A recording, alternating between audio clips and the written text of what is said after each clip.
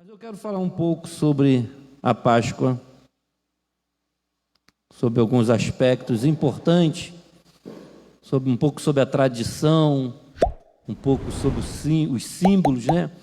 A Páscoa, para nós, os cristãos, é talvez mais importante do que o Natal. Mas nós vamos entender um pouco sobre isso. Mas eu quero orar antes com você para que Deus, o Espírito Santo, fale melhor nos nossos corações. Você pode baixar a sua cabeça enquanto eu oro. Concorde comigo no nome de Jesus. Pai, nós estamos reunidos nessa noite, Senhor, e estar aqui para nós é um privilégio. Poder falar da Tua palavra para nós, ó Deus, é algo que nós não temos condição se não for o Teu Espírito Santo a nos revelar. E que assim nessa noite, ó Pai querido, o Senhor venha nos dar uma palavra de sabedoria e que ela venha alcançar, ó Deus, o propósito para o qual ela foi enviada.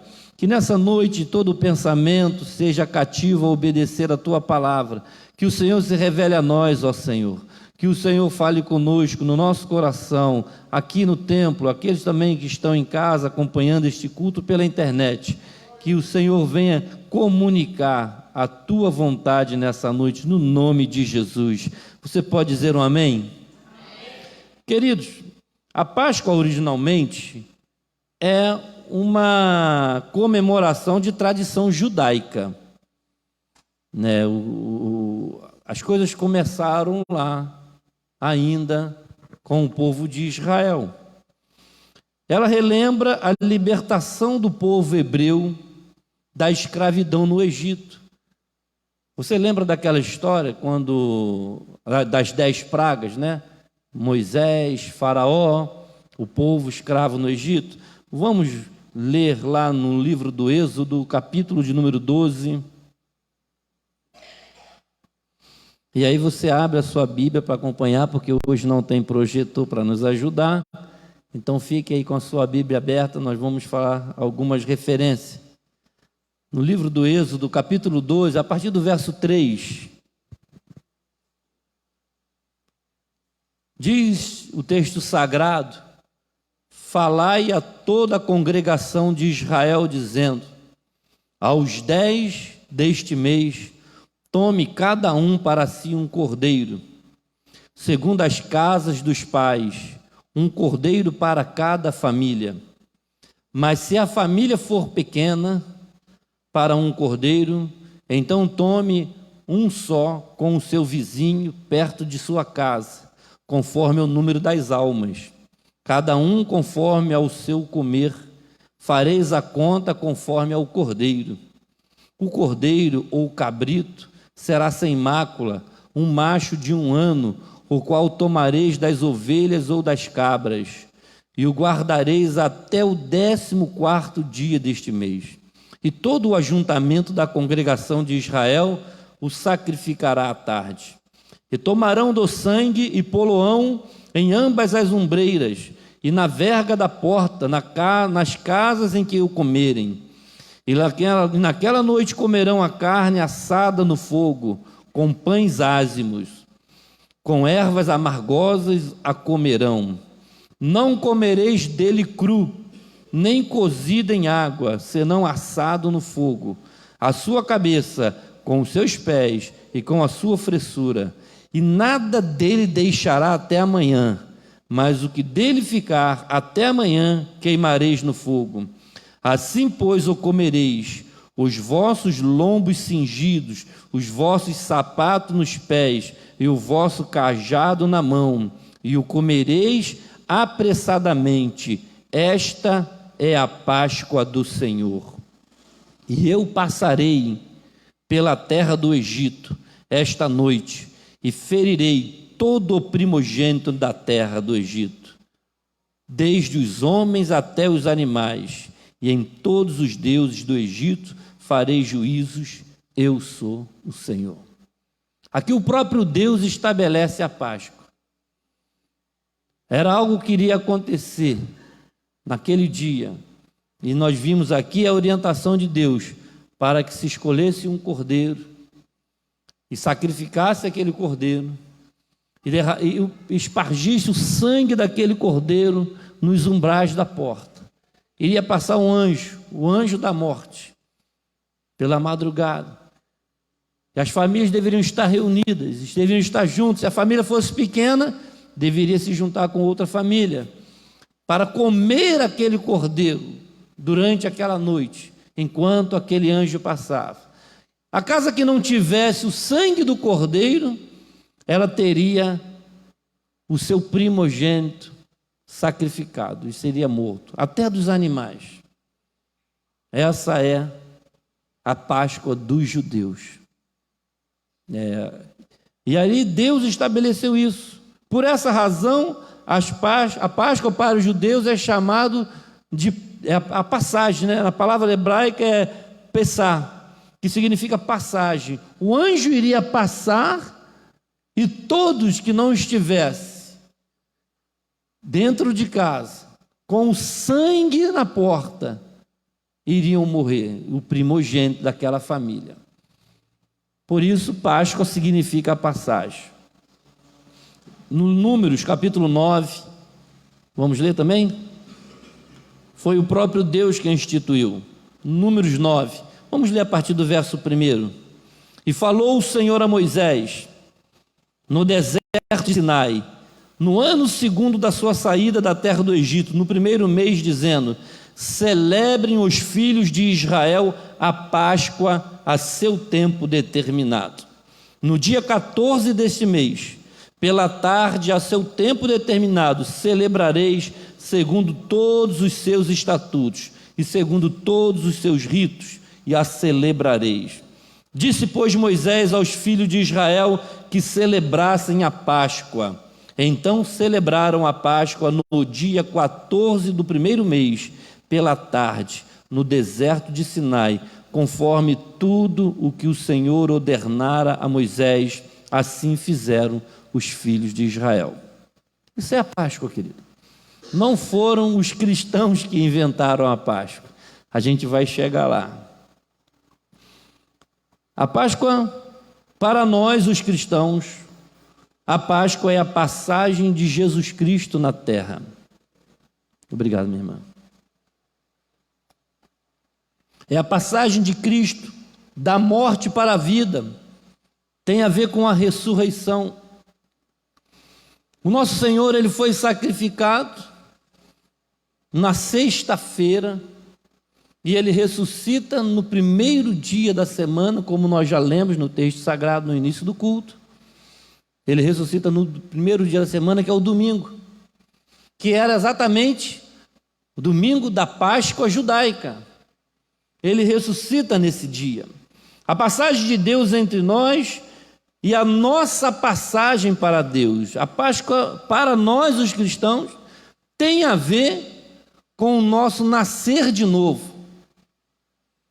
Isso tem a ver com a morte e ressurreição do Senhor. É considerada a festa das festas, a solenidade mais importante para os cristãos. Talvez mais importante do que o Natal. Existe muito debate, existe muita especulação, né? As pessoas ficam, tem crente que comemora Natal. Quem gosta de debate, né? É um campo, né, muito vasto para se debater, discutir. Jesus não nasceu em dezembro, não sei o quê. É igual a Páscoa do judeu também não é agora, é em outra data. Mas, querido, não importa. O importante é a memória, é o memorial. A Páscoa, ela seria mais importante dos cristãos, seria a solenidade das solenidades. Por quê? Porque tem a ver com a doutrina fundamental da fé cristã. Paulo já escreveu: se ele não ressuscitou, é vã toda a nossa pregação. Você só está aqui, querido, porque ele vive. Porque se ele estivesse morto, que sentido teria essa reunião? Servir um Deus morto? Como Buda? Como Maomé? Como Kardec? Foram grandes líderes, e entre outros homens da história. Mas o nosso Cristo vive. A vida de Jesus, a sua ressurreição, fala dessa passagem para nós os cristãos. O fato dele ter ressuscitado na Páscoa judaica, a igreja entendeu, aqueles cristãos primitivos, que eles deveriam proclamar isso. E foi essa a mensagem que aquela mulher Maria lá no sepulcro, nós lemos no início do culto, não foi exatamente isso que o Senhor disse para ela? Lá em Lucas, que nós lemos, bem no início, Lucas 24, quando, depois de ressuscitado, o nosso Senhor vira para ela e diz: olha, vai e diga para eles, Lucas 24, versos número 9, eu queria que você abrisse sua Bíblia, porque nós estamos sobre projetor, então vai te ajudar a entender melhor o contexto. Voltando do sepulcro, anunciaram todas essas coisas aos 11 e a todos os demais. Elas viram Jesus ressuscitado. E elas correram. E ele disse: ó, vai lá e fala para os discípulos. Fala para os apóstolos, os discípulos, que eu ressuscitei. Então ela vai anunciar. É o dever da igreja.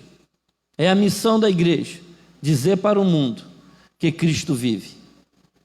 Ele reina e Ele está no controle de tudo. Essa é a nossa grande missão. Diz ainda, que a celebração da Páscoa, em tempos antigos, não agora no nosso dia, mas há muitos anos atrás, ela era marcada com o fim do inverno. Porque tem a ver com essa transição de tempo. Interessante, Porque com o fim do inverno vem o quê? A primavera. A primavera é o renascimento, é um novo ciclo. A nossa vida é assim, Você tem a primavera, mas você também tem o inverno, que é o dia que você se recolhe, que as folhas caem das árvores, O tempo fica nublado, a paisagem perde as cores. Então a igreja antiga celebrava a Páscoa na mudança da estação, no início da primavera, o tempo em que os animais, as plantas apareciam novamente, parecia que estava ressurgindo a vida. Então eles associaram, a igreja antiga associou isso à ressurreição de Jesus. Então vamos celebrar a vida. Nós estamos aqui para celebrar a vida do Senhor Jesus, porque Ele vive, porque Ele está entre nós. E curioso que aí, eu quero falar um pouco sobre essa questão de tradição, e não estou aqui dizendo que você deve ou não deve fazer alguma coisa. Eu quero falar sobre algumas curiosidades e tradições da Páscoa, que você entenda isso. Os pastores e os camponeses, eles presenteavam entre si, uns com os outros com ovos. Então, por isso que às vezes as pessoas, da onde vem essa ideia de ovo de Páscoa, O que o ovo tem a ver com Jesus? Não tem nada a ver, mas era uma cultura antiga. Então era uma forma de presentear a pessoa com um ovo, mas não era como é hoje, era um ovo literalmente de um animal. E isso era muito bacana, os pastores, porque o ovo também traz a ideia de quê? De uma vida. Tem algo ali dentro que vai ser gerado, vai sair uma nova vida ali de dentro. Então eles presenteavam uns aos outros. Então essa é a ideia, porque os ovos de Páscoa, de todos os símbolos, o ovo de Páscoa é o mais esperado pelas crianças, Eu não sei se alguma criança aqui ganhou ovo de Páscoa hoje, mas nessa época, o comércio fica aquecido, aquela coisa toda, porque vem lá de trás essa ideia. Tem quem goste, tem quem não goste, tem quem aprove, tem quem condene, tem que demoniza, tem pessoas que demonizam isso, Mas é um fato de algo que os irmãos antigos já faziam isso. Eles davam esses ovos de presente. Nas culturas pagãs, o ovo trazia a ideia do começo da vida. Os povos costumavam presentear os amigos com ovos, desejando-lhes boa sorte, né? Os chineses, você já deve ter visto alguma matéria, os chineses pegam os ovos, pintam, né? Faz aquelas pinturas tremendas, aquele artesanato para presentear. Então isso tudo vem daí. Os chineses já faziam isso, distribuindo ovos coloridos entre os amigos, na primavera, como referência à renovação da vida. Às vezes a gente faz algumas coisas sem entendimento. E quando a gente não tem entendimento, a gente chega até a condenar o que a gente não conhece, ou criticar, mas isso é por falta de conhecimento. Então, quando você via antigamente lá na China, no Japão, eles dão, né, às vezes até no Natal também, eles dão ovos, né, que representam um novo ciclo de vida, e eles pintam aqueles óculos, né, ovos, fica muito bacana. Existem muitas lendas sobre ovos, né? E uma das lendas mais antigas, eu estava estudando, é a dos persas. Os persas acreditavam que a terra caiu de um grande ovo, né? E por isso que a vida começou aqui na terra. É uma lenda dos persas, né? Que a terra havia caído de um ovo gigante. Por isso, para eles, os ovos eram sagrados, né? Isso aí a gente está falando de religiões pagãs. Só a nível de curiosidade, tá, querido? Os cristãos primitivos foram os primeiros a dar ovos coloridos na Páscoa, simbolizando a ressurreição.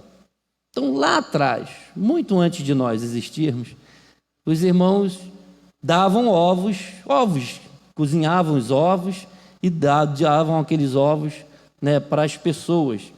O nascimento para uma nova vida. Nos países da Europa, costumava-se escrever mensagens e data nos ovos. Eles escreviam as mensagens, né, as datas nos ovos e doá-los aos amigos.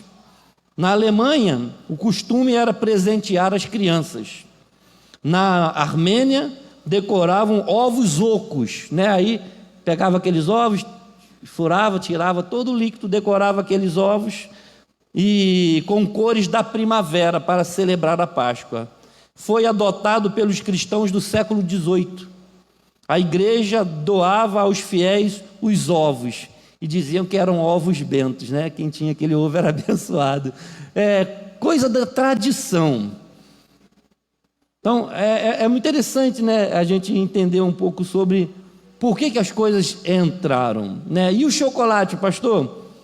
Tem gente que gosta de chocolate, né? Tem gente que não pode comer, cuidado, engorda. O chocolate ele é introduzido quando na Páscoa? A substituição dos ovos cozidos e pintados por ovos de chocolate pode ser justificada pela proibição do consumo de carne animal por alguns cristãos. Lembra da quaresma? Na quaresma não pode comer carne, né? Ainda hoje, né, os católicos, eles têm essa tradição, por isso que tem a coisa do peixe. Então, por não poder comer carne, em 1830 surgiu a indústria do chocolate ali na Inglaterra.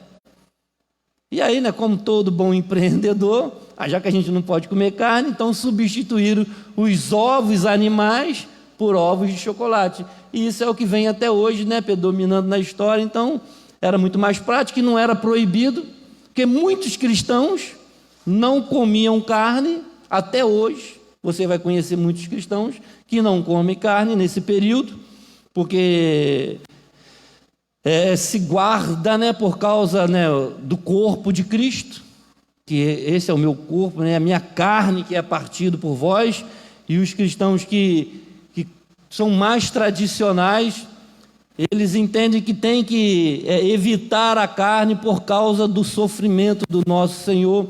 É uma questão de tradição, querido. Eu não estou falando de doutrina, eu estou falando de tradição. São coisas extra-bíblicas para nível de conhecimento. Mas é porque às vezes você vê, você conversa com as pessoas, a gente assiste às vezes na televisão alguma matéria, a gente vê algumas coisas e não sabe por que as pessoas estão fazendo isso. E é bom você saber para você também não falar bobagem por aí. A versão mais aceita, né, é essa. Quando em 1830 na Inglaterra surgiu o chocolate, então eles substituíram os ovos de animais por ovos de chocolate, em virtude de muitos cristãos condenarem comer, né, carne de animal. Aí você vai perguntar, pastor, e o coelho? O que o coelho tem a ver com a Páscoa, né? Coelho não põe ovo, o que tem a ver? O coelho, querido, por causa da sua grande fecundidade. O coelho tornou-se o símbolo mais popular da Páscoa, né? O que você vê na televisão, é o coelhinho da Páscoa, não tem nada a ver com Bíblia, mas é só pelo fato da fecundidade. Então, os cristãos antigos, eles tinham uma expectativa do crescimento da igreja. Então, eles começaram a também usar esse símbolo, que a igreja, pelo poder de Cristo, iria crescer tanto, iria multiplicar tanto, iria ser fecunda a sua missão. Então, o coelho estava ali, representando, né, o propagar da palavra de Deus a todos os povos. Quem cria coelho aqui sabe que, né, coelho, o ciclo é muito rápido, né, ele se multiplica, né? Você bota um casalzinho de coelho lá, daqui a pouco você está cheio de coelho. Então, a visão da igreja primitiva era essa. Então, eles começaram a usar muitos símbolos, né? Hoje, nós, os evangélicos, temos esse problema com muita simbologia, né? É possivelmente que algumas pessoas, quando chegam aqui na igreja, devem até estranhar, porque ele vê aqui um óleo, vê um candelabro, vê uma arca, vê uma cruz. Isso é símbolo.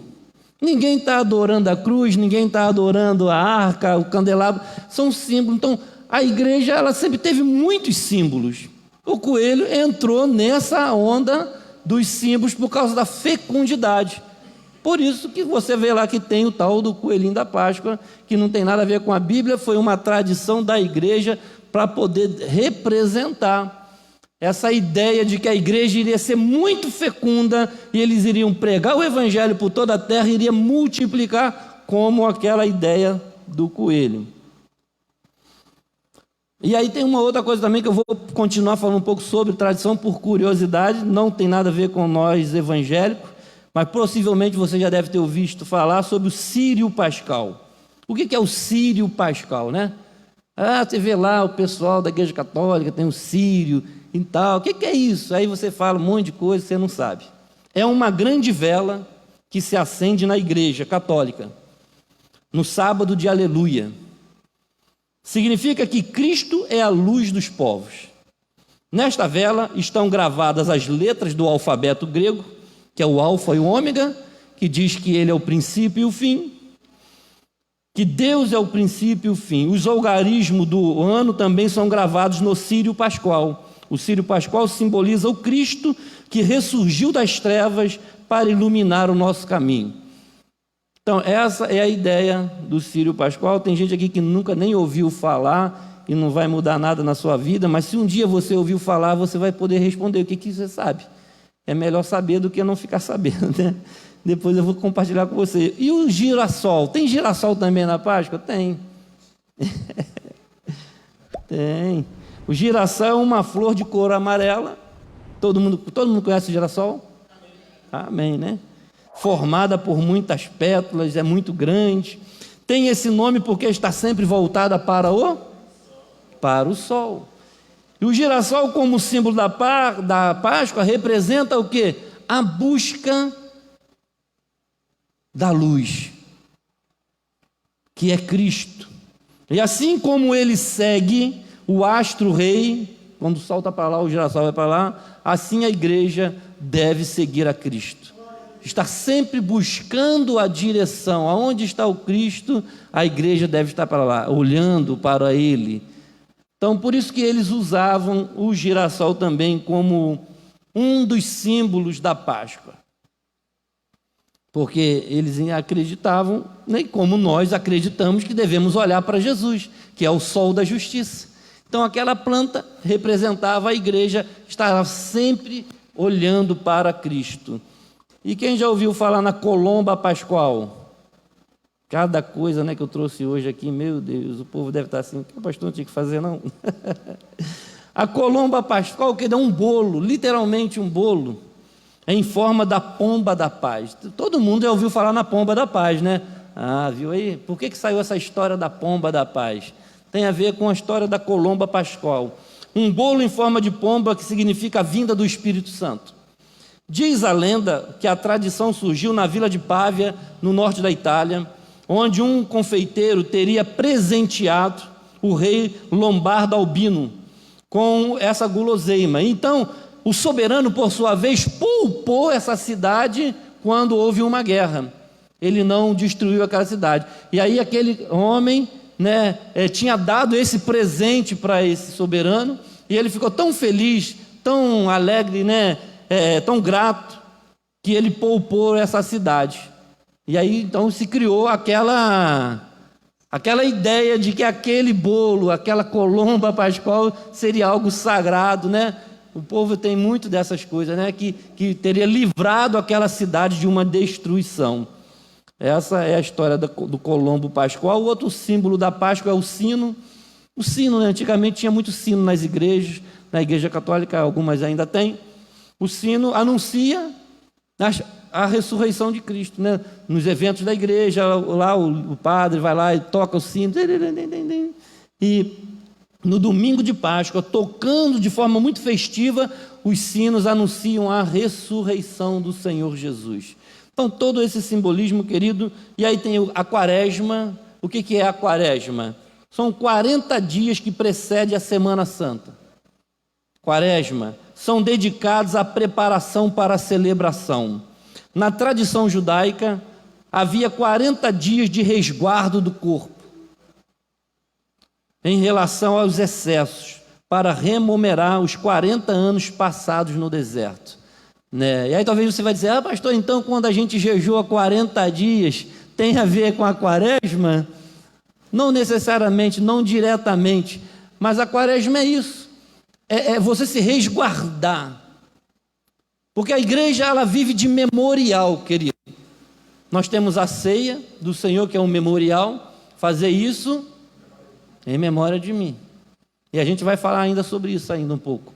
Então a igreja vive de memorial. Então os cristãos, eles tinham tanto desejo de se manter conectados com a fé, com o seu Senhor, que eles criaram muitos mecanismos, Hoje é muito rejeitado, sabe? Nós, os evangélicos, rejeitamos muitas coisas, mas é em função também da falta do conhecimento e da história,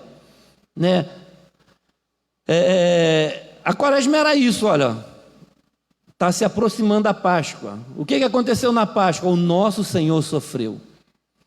O nosso Senhor padeceu muita dor. Então toda a igreja, todo o povo começava também a se resguardar dos excessos, com jejum, com orações. Então esse é o período da quaresma, que nós, os evangélicos, não praticamos, Mas quando você vê uma pessoa católica ou de outra religião fazer, não critique, porque eles estão fazendo com entendimento. Existe um sentido nisso. Se você não faz, se você não jejua, se você não ora, se você, toca a sua fé sem muita, vamos dizer assim, sem muito entendimento, a gente não pode criticar quando a gente vê uma pessoa jejuando, quando a gente vê uma pessoa se sacrificando. Se ele está fazendo com entendimento, e aí a gente tem que aí olhar para o apóstolo Paulo, que o apóstolo Paulo lá na carta aos Romanos, no capítulo 14, ele fala muito sobre isso, sobre o crente que come carne e o que não come carne, sobre o crente que guarda o sábado e aquele que não guarda o sábado. E aí ele fala, tanto um quanto o outro para o Senhor faz. Se alguém come, para o Senhor come. Se alguém não come, para o Senhor não come. Façais qualquer coisa, quer comais, quer bebais, qualquer coisa, você deve fazer para quê?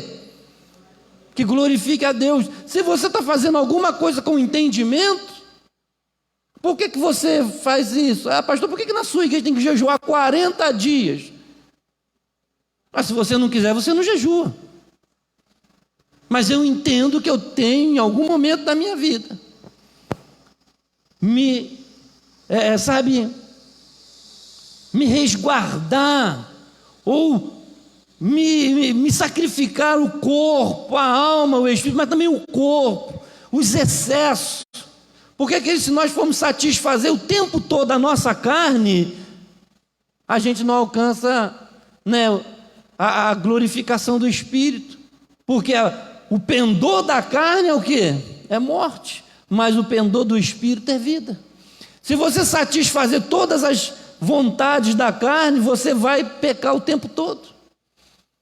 Então, a ideia da quaresma é esses dias de consagração. E apontava para quem? Apontava para o Cordeiro. Porque Jesus também jejuou 40 dias. Porque Moisés também jejuou 40 dias. E aí, se você fizer uma pesquisa rápida, não agora, você faz depois, você vai lá no seu Google e bota lá 40 dias. Aí você vai ver quantos personagens da Bíblia Deus atuou na vida deles depois de 40 dias. Seja Moisés no monte, seja Jesus jejuando, seja tantos outros.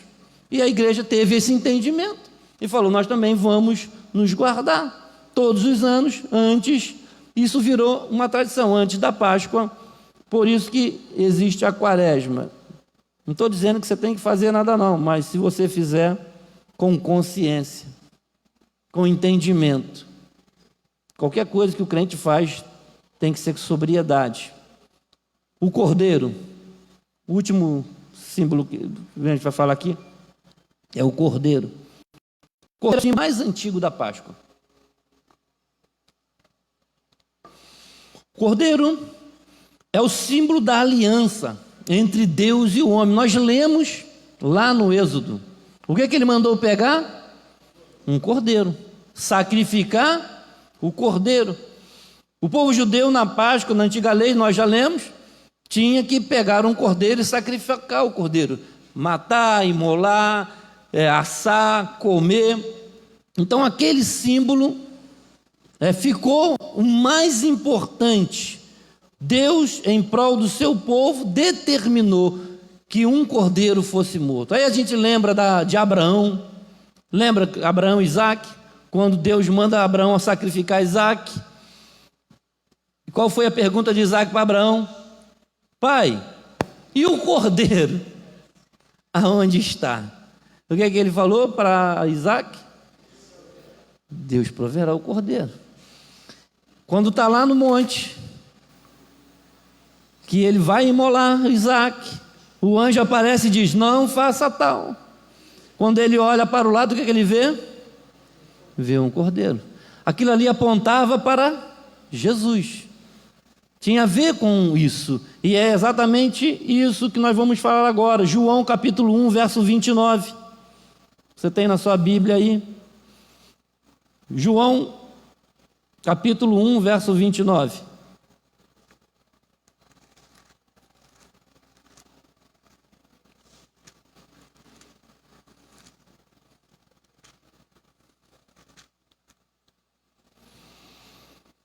No dia seguinte, João viu a Jesus, que vinha para ele, e disse: eis o Cordeiro de Deus que tira. Quem é Jesus? O Cordeiro de Deus que tira o pecado do mundo. João Batista olhou para Jesus, vem aquele homem na direção dele, e ele aponta e diz: eis aí o Cordeiro de Deus que tira o pecado do mundo. Para nós, o cristão, o Cordeiro é o próprio Cristo. Foi revelado aqui por João. Foi sacrificado na cruz pelos nossos pecados. O que aconteceu com o Cordeiro lá no Egito? Foi sacrificado. O seu sangue espargido nos umbrais da porta. O nosso Cristo foi sacrificado numa cruz. O sangue derramado. E a Bíblia diz que o sangue de Jesus nos lava e nos purifica. João viu a Jesus e disse: eis aí o Cordeiro de Deus que tira o pecado do mundo. O sangue dele nos redimiu. Quando ele morreu, ele destruiu a morte. Quando ele ressuscitou, ele nos deu a vida. Paulo diz: porque nós morremos com ele no batismo e ressuscitamos com ele quando saímos das águas. Tudo isso são simbolismo. Tem muita gente que entra no batismo e só toma banho, porque não crê no ato. Quantas pessoas se batizaram hoje e amanhã já estavam no mundo do mesmo jeito. Porque não creu. A salvação é pela fé. Mas o batismo é uma ordenança. Porque ele falou, quem crê e for batizado será salvo. Porque o batismo tem a ver com o sepultamento. E a saída da água tem a ver com a ressurreição da nova vida. Então, se você crê em Jesus, nesse Cristo vivo, você vai obedecê-lo, nesse sentido do batismo. Porque ele morreu e ressuscitou, e ele mandou que a gente fizesse esse ato de sepultar o velho homem e ressurgir para uma nova vida. Quando Jesus conversa com Nicodemos, o que ele fala com Nicodemos? O que eu tenho que fazer para nascer de novo? Tem que nascer da água e do Espírito. Tem a ver com isso, querido. Essa aliança é a nova aliança de Deus realizada por seu Filho. Então Jesus, ele fala sobre essa nova aliança no ato do pão e do vinho, que são outros elementos também que simbolizam a Páscoa. O pão e o vinho, sobretudo na antiguidade, foram a comida e a bebida mais comum. Ainda quando a gente vê aqueles filmes bem antigos, o povo parece que não tinha arroz com feijão, né? A gente que gosta de arroz com feijão, ele só comia pão, era pão e peixe, era pão e vinho, era a comida mais comum. E interessante que Jesus, ele pega esses elementos mais comuns da sociedade e traz para a sua igreja como símbolo da comunhão. Porque a ceia não é nada mais e nada menos do que a comunhão do corpo de Cristo. O comer do pão, o beber do cálice. Foi o próprio Cristo que instituiu a ceia. Não foi pastor nenhum que inventou, não foi nem o apóstolo. Paulo disse aos coríntios, porque eu recebi do Senhor que também vos ensinei, que na noite em que ele foi traído, ele tomou o quê? O pão. Tendo dado graça, partiu e disse, isto é o meu corpo. Fazer isso em memória de mim. Depois, semelhantemente, ele tomou o cálice. Então o próprio Cristo, assim o pão e o vinho simbolizam essa aliança do Criador. O cristão, ele tem que valorizar a ceia do Senhor. Porque não foi o pastor que falou assim, irmão, por que você não está em comunhão? Ah, pastor, aí fica ali, sabe, enrolando para não entrar em comunhão, porque ele sabe que tem que botar alguma coisa em ordem. Mas não é implicância do pastor, porque foi o próprio Senhor quem instituiu isso. Jesus já sabia que seria perseguido, preso, pregado na cruz. Ele sabia que ele ia passar por... Então ele combina com os seus discípulos, olha, você vai em determinada casa, diga que o Senhor pediu para preparar a ceia, e quando tudo estava pronto, ele chega com os outros discípulos, e é o que nós ouvimos falar, que é a última ceia. Todo mundo aqui já ouviu falar, né? Tem até aquele quadro bonito que os artistas pintaram, né? O quadro da última ceia, da Santa Ceia. Lucas capítulo 22, versos 13 ao 20. Vamos ler? Essa é a nossa Páscoa. Lucas capítulo 22, versos do 13 ao 20.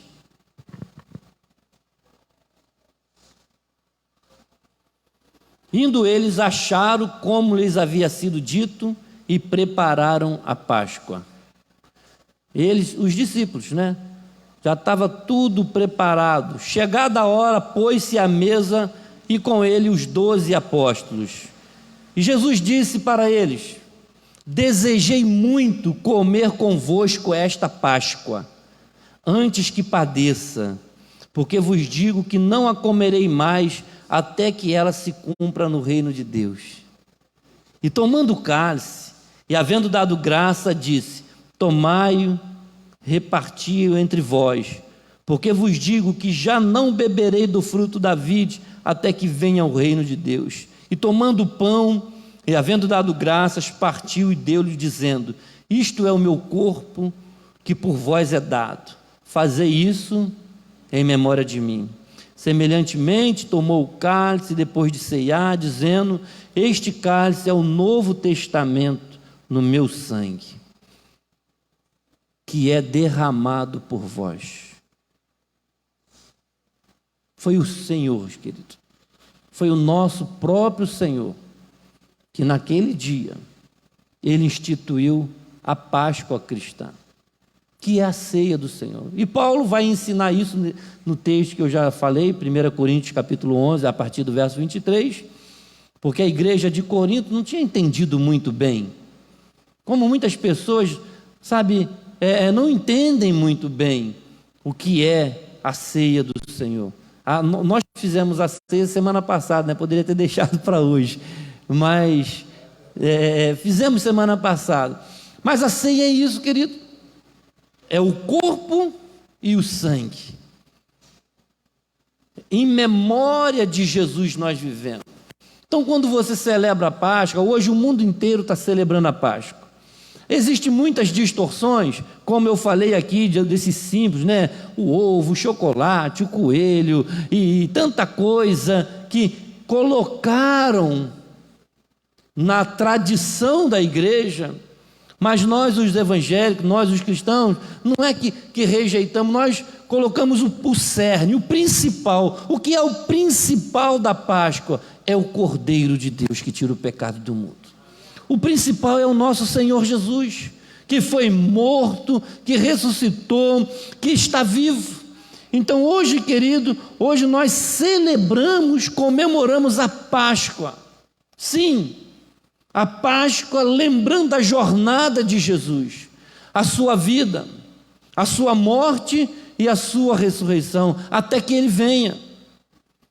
Eu quero te convidar a ficar de pé nesse momento, para nós orarmos mais uma vez. Os nossos jovens têm algo para apresentar, eu vou passar para eles. Queridos, ser cristão tem a ver com esse entendimento. Sabe, a igreja, ela se desenvolveu muitas tradições. Nós, os evangélicos, já temos as nossas tradições, né? Se você olhar para a igreja evangélica...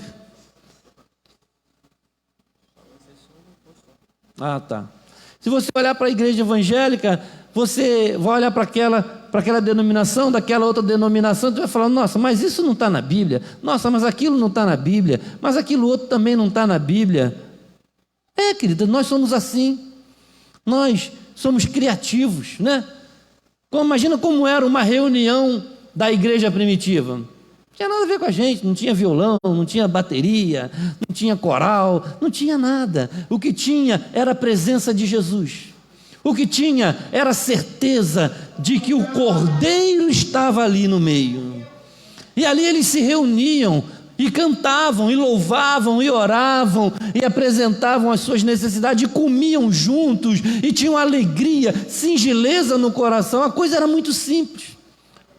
Então que nessa noite nós possamos refletir, por mais criativo, por mais, coisas que a gente inventa, a gente precisa focar no Cordeiro de Deus. A Páscoa é isso. É a memória daquele que morreu no seu lugar. Porque você está aqui porque Ele te trouxe aqui, para você se lembrar dEle. Às vezes nós buscamos na igreja solução para o nosso problema. Quem nunca foi na igreja por causa de um problema? Quem nunca foi na igreja porque o filho está doente, porque apareceu um problema, porque eu vou fazer uma corrente para arrumar um emprego, eu vou fazer uma campanha, eu vou subir no monte, eu vou fazer isso ou aquilo, como se Jesus fosse só para resolver problema. Você compreende que a igreja ela tem essas distorções? Isso é uma distorção, querido. Não que Jesus não faça, Ele pode fazer. Não que Jesus não quer fazer, Ele quer que você seja curado, quer que você seja restaurado, Ele quer que você seja liberto, mas Ele quer salvar a sua alma. Ele quer perdoar o seu pecado.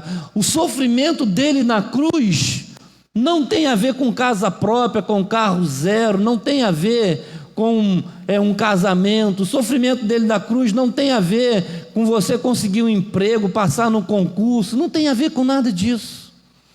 O sofrimento dele na cruz foi para nos perdoar os pecados. O sangue derramado foi para lavar os nossos pecados.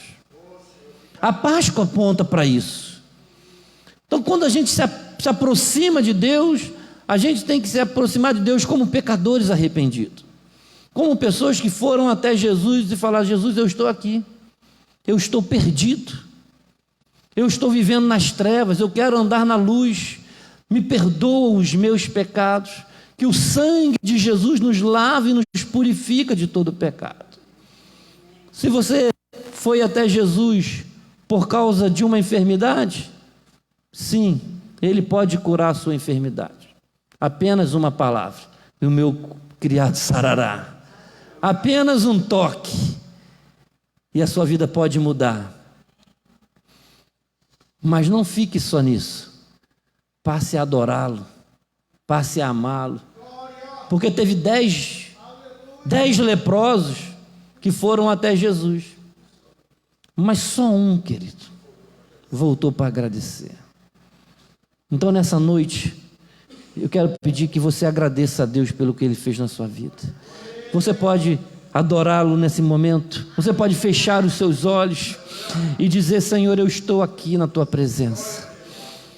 Demonstre para Ele, querido, que esse dia, essa Páscoa, não foi só um dia de trocar ovo de chocolate, que essa Páscoa não foi só um dia de você reunir na mesa com a sua família e comer uma comida gostosa e se alegrar porque as coisas estão dando certo lá na sua casa e por isso você está glorificando a Jesus. Lembre-se que na antiguidade os nossos irmãos não tiveram ovos de chocolate, não tiveram, sabe, aquela refeição toda na mesa, mas eles tinham amor pelo seu Senhor.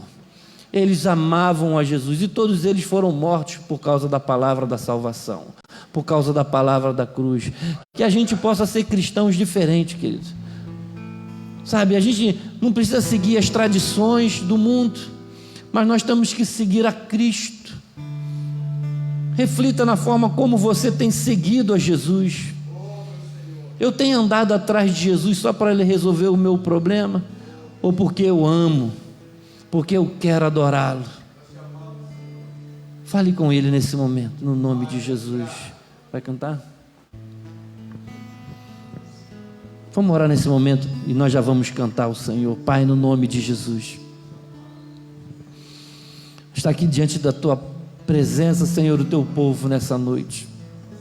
Enquanto o mundo se reúne para comemorar uma Páscoa que para muitos não tem entendimento, quando começou, por que fazem isso ou aquilo, nós estamos aqui, Senhor, entendendo que um dia o Senhor padeceu por nossos pecados, e naquele dia, naquele primeiro dia da semana, o Senhor ressuscitou, o Senhor trouxe a vida para nós com a sua morte. Tua palavra diz que o castigo que nos traz a paz estava sobre Ele. Ele foi ferido pelos nossos pecados, pelas suas pisaduras nós fomos sarados. Ele foi um homem de dor. Ele padeceu por causa de nossos pecados, Senhor. Que nós possamos, ó Pai, entender o que está acontecendo, Deus, na nossa vida, que nós possamos entender o que o Senhor fez por nós, que possamos valorizar o sacrifício da cruz, que possamos entender que o Senhor é digno de ser adorado, porque foi morto e reviveu. Senhor, nós comemoramos, ó Pai, que tudo que o Senhor fez na terra por causa de nós. A Tua palavra que liberta, a Tua palavra que nos guia, que é a lâmpada para os nossos pés, que é a luz para o nosso caminho. Senhor, se entrou alguém aqui nessa noite que não entendeu qual foi a obra que o Senhor veio fazer na terra, que o Senhor possa revelar agora, Senhor, no nome de Jesus, que o Senhor veio para desfazer as obras do diabo, que o Senhor veio tirar das trevas e levar para o reino do Filho do teu amor, que o Senhor veio transportar os teus filhos das prisões, das cadeias eternas, para nos dar a vida eterna que está garantida por Cristo na cruz do Calvário, naquele dia quando o Senhor ressuscitou. Aleluia. Senhor, que o Senhor possa colocar a fé no nosso coração e que possamos buscar ao Senhor em espírito e em verdade, ó Pai, no nome de Jesus. Aleluia, aleluia. Vamos adorar, queridos, ao Senhor Jesus.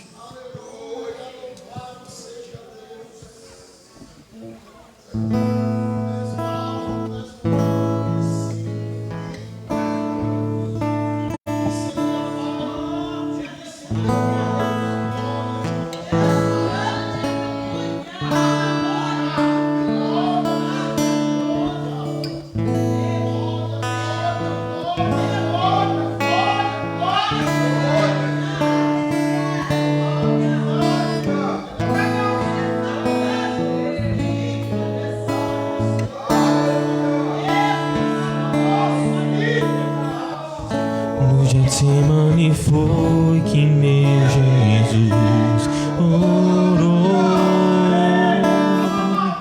se entregando ao Pai mais uma vez. Logo vieram pessoas para levar para a maior das provações.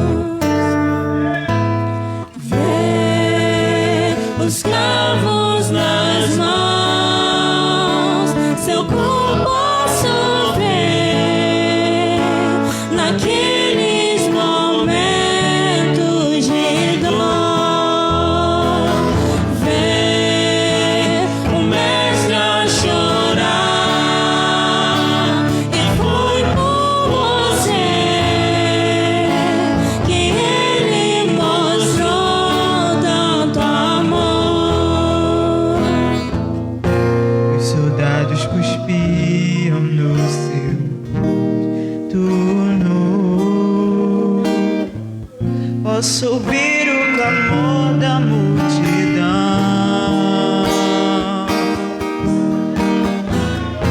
e Jesus, ao olhar aquele céu azul, pede ao Pai que lhes dê o teu perdão. Ele tanto amou, tudo suportou. Ele carregou a nossa cruz. Vê os cravos nas mãos, seu corpo a sofrer naqueles momentos de dor. Vê o mestre a chorar, e foi por você que ele mostrou tanto amor. Os cravos nas mãos, Seu corpo a sofrer naqueles momentos de dor.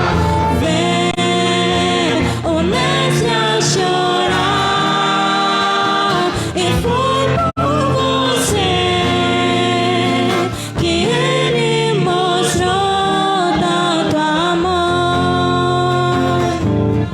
ele